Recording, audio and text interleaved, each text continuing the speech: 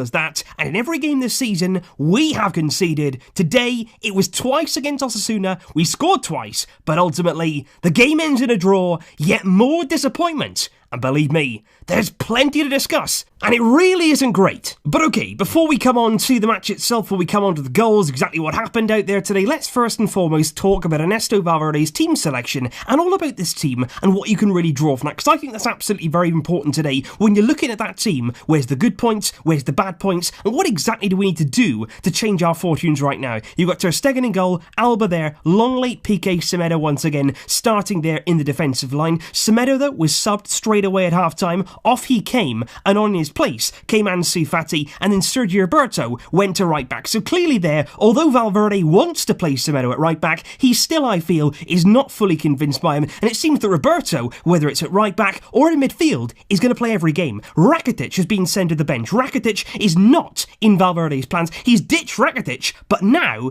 in is Roberto, and he's played every game this season so far, alongside De Jong and alongside Sergio Busquets, and that is one of the parts here I feel that desperately needs sorting out, because Frankie de Jong is not playing to his full potential. Is it all his own fault? No, it isn't. We've got to stop saying here, he's a bad player, he's a bad player, he's a bad player. Sometimes you've got to look at the coaching. Frankie de Jong, as we saw last season with Ajax, is not a bad player. He's a very, very complete midfielder. But what I feel like we're doing right now, we're actually asking Frankie, because he's so good defensively, because he can go forward, we're actually trying to make him here do everything. You're trying to make him there the link between defence and midfield, bringing the ball in here, we're trying to make him a controller as well, and then we're saying, look, get involved in the final third. He cannot do everything. You need to have players around him there who can bring him into the game, who can help him out, who can combine with him, and that's where I feel like in the second half, where Roberto there went to right back, Semedo came off, Fati came on, also Rafinha was subbed, on then came Arthur Melo, and things for me became much more improved in that midfield. We had a lot more intensity about our game, we had a lot more purpose there, going forward, trying to cut apart Osasuna than we did in that first half. With Arthur, with De Jong, you've got more balance there, you've got players there like Arthur, somebody who hasn't always been a player who's happy to sit deep. Certainly in Brazil, he will get forward, he will contribute with goals, and with De Jong alongside him, he can play that kind of role too. They can interchange. Maybe De Jong will go forward, maybe Arthur will drop back, but they can both there add something in midfield as a good combination, as a good balance. That's what you need in your Barcelona side. And for me, things changed massively when that man Ansu Fati came on. We're going to come on to his goal because I don't want to give that the most attention possible. I really do, because he deserves that. He deserves their special praise all on his own. Even though he dropped points, he was the star today. Carlos Perez on the right, who assisted Ansu Fati's goal, and Antoine Griezmann, who right the way through this game, completely and utterly isolated. There was no balls into him, there was no balls in behind. Osasuna were playing a pretty deep line, and it was very, very difficult today for Griezmann to get involved and to actually link up here with the midfield. There were no runners there, there was certainly nobody in and around him getting close enough to him, and certainly the fullbacks couldn't find him at any point in this game, and that was a major concern. Barcelona today, once again, weren't firing in the final third, and it's away from home. Last weekend against Real Betis, we were brilliant, we were magnificent, we were so incredibly effective in front of goal because it was at the Camp Nou. You go away from home, we didn't start the game well, we had a really bad first half, we were moving the ball around at a snail's pace, we were just walking around, just picking our moments, we went behind, we never ever reacted, and that is a completely different mentality to what we had at home. Last weekend against Real Betis, we went behind, but we hit back in that game. We had the confidence, we had the mentality to get back to our feet, carry on what we were doing, and see the job through. Today though, I didn't feel like away from home we've got that mentality. I don't feel like away from home we can just get back up and fire the punches back in. It didn't happen today, and once again,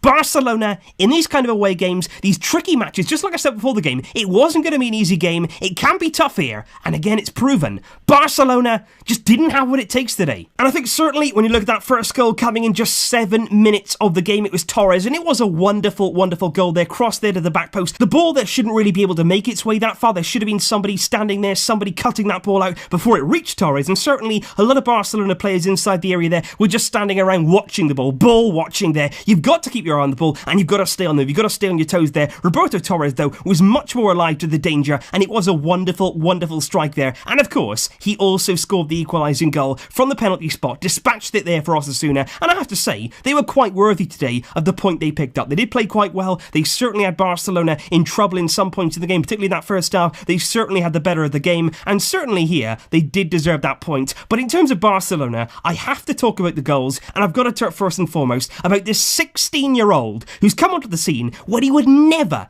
ever have expected this. Injuries have opened up the door. Finally, we've given some youth a chance because of that. Ansu Fati comes on at half-time with a real purpose. He comes on with confidence. He comes on with energy. He believes that he can change the game, and he does. Carlos Perez out on the right-hand side. He whips in a brilliant ball because this is a cross here that's put in with pace and purpose. It's not just lofted into the area. It's not hit and hope. Carlos Perez there picks out Fati, and it's a wonderful, wonderful header. When you think about Ansu Fati, you're thinking maybe it's going to be a nice dribble, then a good finish, maybe a bit of a close range shot, but no, it's a headed goal here, and he gets up so well. He gets up early, he hangs in the air, it's a brilliant contact on the header, across the goalkeeper, no chance at all, and like I say there, just 5 minutes or so into the second half, the game changes. Valverde there, bringing on Fati, bringing on Arthur, and you could say, very good changes. You could say there, Valverde changed the game there with the two players that he's brought on, but I would make the argument they should have been starting anyway, particularly Arthur Melo in that midfield. It was crying out for him. We haven't seen him so far this season. We've got to see him more. He came on, had a really positive impact, and again, Carlos Perez involved in the second goal too. He's picking the ball up, he's playing it off there into Arthur Melo, and it's really well taken. Like I say, in his time in Brazil, in his time with Gremio, he did get forward, he did get into advanced areas, he can score a goal. We didn't see that as much last season, but maybe this season we could see a slightly different side to Arthur Melo himself. He cuts in there on his right foot, brilliant finish there, curled into the bottom right-hand corner. Again, goalkeeper's got no chance, and it was a very, very good goal there from Arthur. But like I say, guys, 2-2, another draw, more drop points. And as it stands right now, Osasuna are higher in the league than Barcelona, and we're just dropping more points. We're dropping more points. We're moving further and further there behind Atletico Madrid. Real Madrid, of course, they've got a game to come. They can move ahead of us, of course. They can move further ahead of us. And like I say, it is early on in the season. We're going to have time to get it back. We're going to have time to put it together. But at the same time, what are we doing right now in terms of the performances and that cutting edge in the final third? And yes, when Messi comes back, when Suarez comes back, when Dembele comes back, we're going to have a lot more of a chance of winning games and winning them well. But at the same time, you look at Valverde now and you think, right, can you get the best out of this group of players? The likes of Frenkie de Jong, Arthur Melo, are you getting the best out of those players? And still this season, you've got to say he's not. He's not doing that. He has to do that. And quite frankly, it has to improve here from Barcelona. It's got to get better. And they have the international break now to get over this, to get those injured players back as soon as he possibly can. And Valverde has some serious thinking to do, because in this game, once again,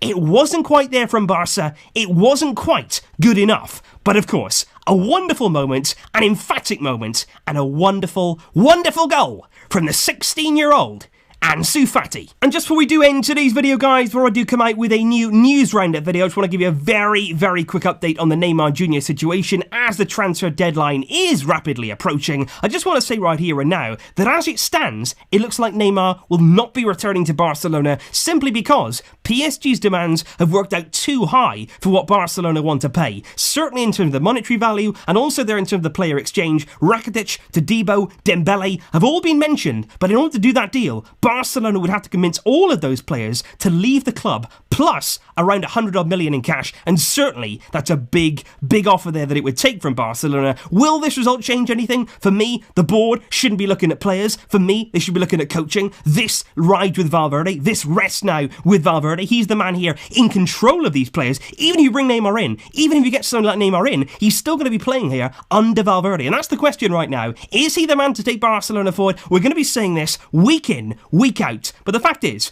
Barcelona, more points dropped today and more improvement. It is certainly needed. But of course, guys, over the course of the international break, there will be lots more videos coming up. We are going to be talking about exactly how Barcelona can get things back on track, and they have to do that very, very quickly. So expect more videos soon. Thank you for your patience in waiting here for this match review. And of course, I'll see you soon, guys. Thank you. But until next time, as always, Visca El Barça.